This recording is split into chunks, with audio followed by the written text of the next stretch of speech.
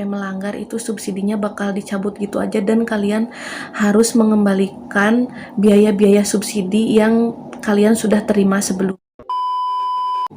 Hai guys, selamat datang lagi di channel aku, Leni Marlina.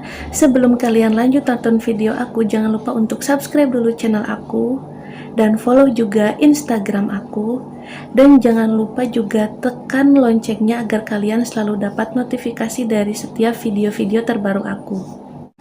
Di video kali ini aku mau jelasin dan kasih tahu ke kalian kewajiban dan ketentuan apa aja sih yang boleh atau tidak boleh ketika kita sudah memiliki atau baru memiliki rumah KPR subsidi. Jadi ketentuan yang boleh atau tidak boleh ini sudah ditempel juga ya di depan rumah. Setiap rumah subsidi itu pasti ada ditempel kayak gini, dan aku mau bacain ketentuan yang ada di tempelan dinding rumah KPR subsidi ya.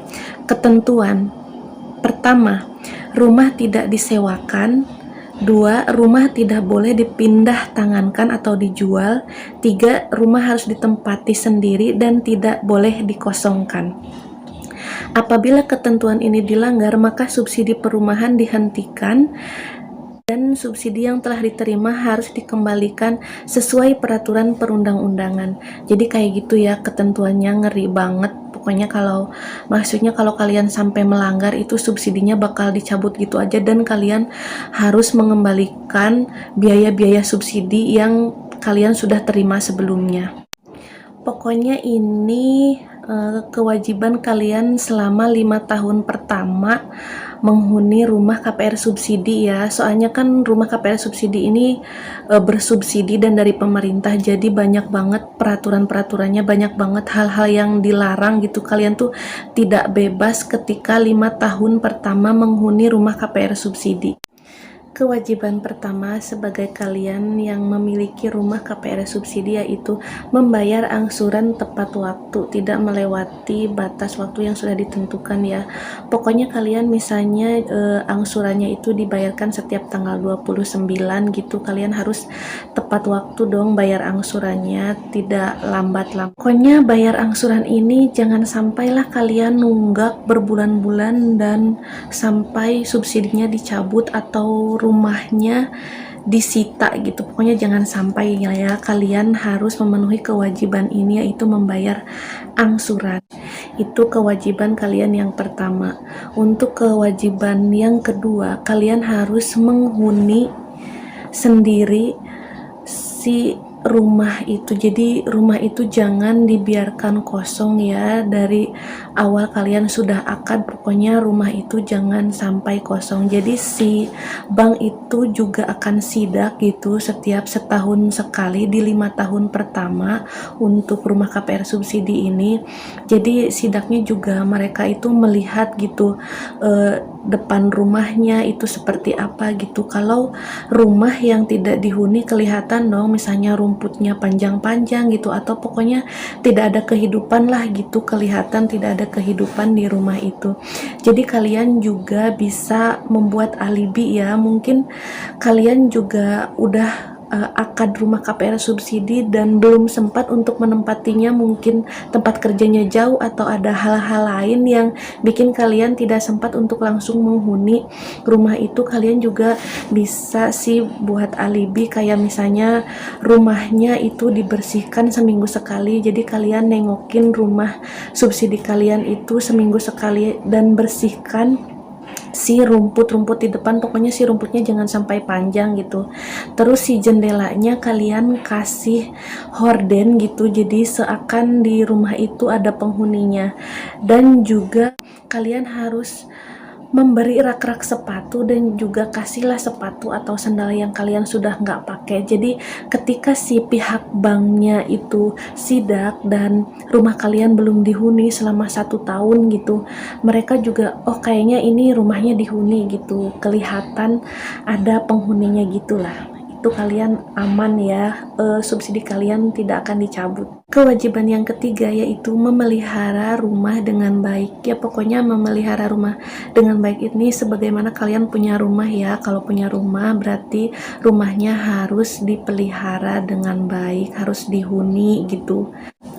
Untuk yang keempat, kalian tidak boleh menyewakan rumah kalian. Pokoknya di perundang-undangan yang berlaku atau pasal-pasal yang kalian sudah tanda tangan ketika akad kredit itu, memang rumahnya tidak boleh disewakan ya. Seperti yang tadi aku udah jelasin, si pihak bank nanti akan sidak di setiap 1 tahun sekali. Pokoknya apes nggak apes kalau kalian menyewakan rumah itu. Kalau ketahuan, si subsidinya bisa dicabut atau kalian bisa dikenakan denda. Pokoknya jangan sampai kalian menyewakan rumah subsidi kalian ya. Untuk yang kelima ini, kalian tidak boleh menjual rumah subsidi kalian. Tadi di yang keempat, menyewakan rumah aja tidak boleh, apalagi sampai menjual rumah KPR subsidi.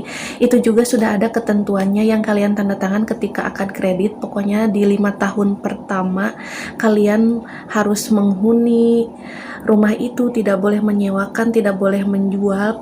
Untuk yang terakhir ya, rumah tidak boleh direnovasi total. Jadi aku jelasin ya ke kalian, maksudnya kalau kalian sudah memiliki atau baru memiliki rumah KPR subsidi di 5 tahun pertama itu tidak boleh direnovasi total ya. Aku jelasin ya ke kalian, aku juga udah nanya ke pihak banknya, ke pihak developer, sama ke orang yang sudah lama memiliki rumah KPR subsidi gitu.